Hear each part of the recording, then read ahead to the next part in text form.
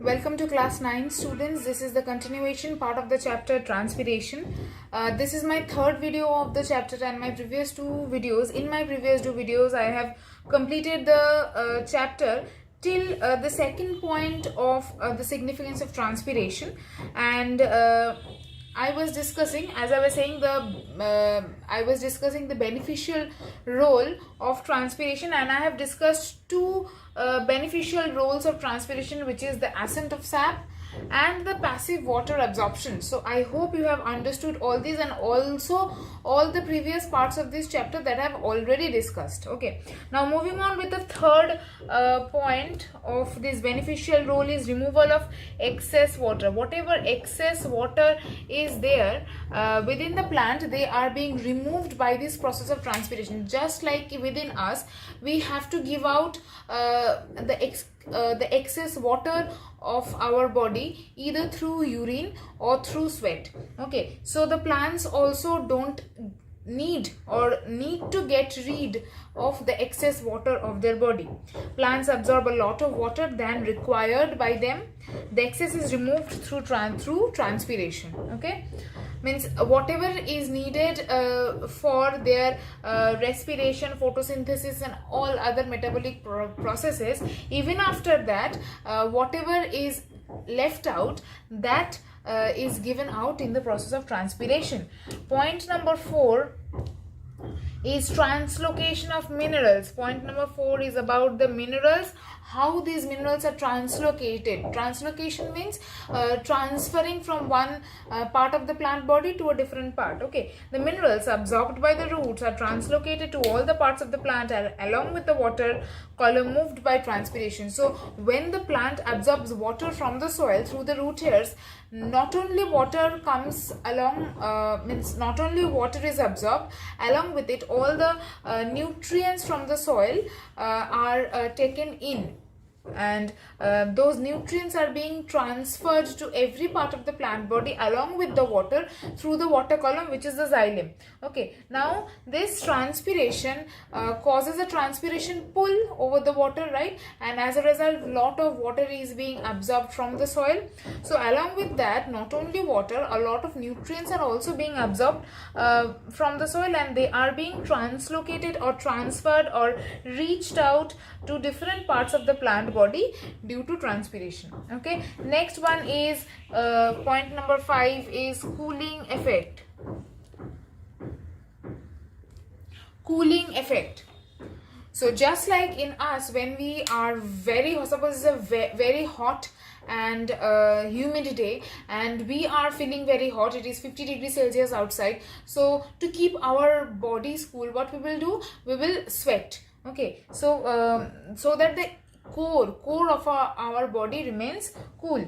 So similarly, the plants give out water for the same purpose, to get or to achieve a cooling effect. Transpiration prevents the heating of plant leaves during excessive day temperature. It causes a cooling effect by removing certain amount of heat. So along with the water, just like along with the sweat, our body temperature also goes down. So along with the transpiration, means the giving out of the water in the form of water vapor, a lot of temperature of the plant body is also given out. So and the plant temperature of the plant body remains at a lower temperature. Okay, point number 6. So let me rub the first 2 points, then I can if I rub this one only, that will be okay, because 6th is the last point. Maintenance of optimum turgidity. So what is turgidity? Previously, while talking about in your lower classes, while talking about Gerd cells, I have talked about turgidity. Turgidity is basically the capability of anything to remain bulged or to remain swelled up. Okay, so the opposite of turgidity is flaccid, when something becomes means when something shrinks. So maintenance of optimum turgidity and optimum degree of turgidity or ability to remain swelled up is essential for maintenance of various physiological activities. This is maintained through transpiration. So as transpiration causes the transpiration pull, large amount of water is being absorbed from the soil, and as a result all the cells remain turgid, remain swelled up, and that maintains the optimum turgidity of all the cells of the plant body. Clear? So these are all the 6 beneficial roles of transpiration. You will have to learn all of these by heart because these are very very important, and along with the points you will have to learn 1 or 2 line each which are there in your book. So just learn the notes, means no separate notes need to be given, just learn the points from the book only, okay, by heart. So after the beneficial roles of transpiration, it is time for the harmful roles. So as I have previously said one thing to you, the transpiration is a necessary evil. We will talk about that in details, but before that we will talk about the harmful roles. So transpiration has basically both pros and cons. We said something that everything has pros and cons. Transpiration is a very good example of that. We just now read what the good sides or the beneficial sides of transpiration are. Now let's talk about the harmful role or harmful sides of transpiration. First one is reduction in growth. I'm just writing this point in short. Reduction in growth. Growth is reduced in the plant body. Why? Transpiration decreases the amount of water available to young cells. This reduces growth. So basically transpiration causes transpiration pull. Again and again I am saying the same thing because this is the basic fundamental point of this transpiration. Transpiration will happen no matter what. So transpiration will cause a transpiration pull over the water column, and that will cause to absorb more and more water. So as more and more water is absorbed by the root hairs from the soil, it is all being taken up for transpiration, and there is no or very little water left for the growing cells or the very young cells which need water to grow much. So since there is very little water left for the young cells, growth does not take place properly. Second one is wilting.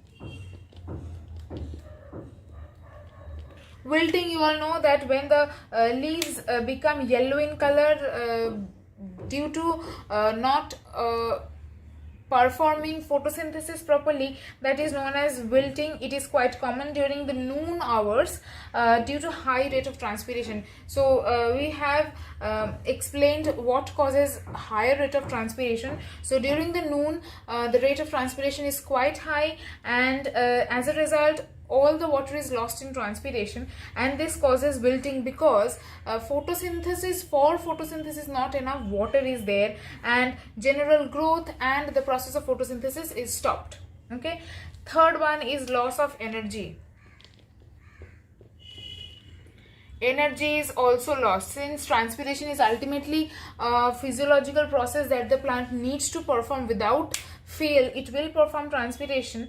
A lot of energy is wasted in absorbing and lifting, means it needs to absorb more and more water, so that needs energy. It needs to lift or transfer the water absorbed to different parts of the plant body, means all the leaves of the plant, that needs a lot of energy. So all these energies, means all these amounts of energies are lost as a result of transpiration. Okay, so these are the 3 harmful roles of transpiration. Now let me tell you something, that transpiration, I am writing in short, transpiration is a necessary evil.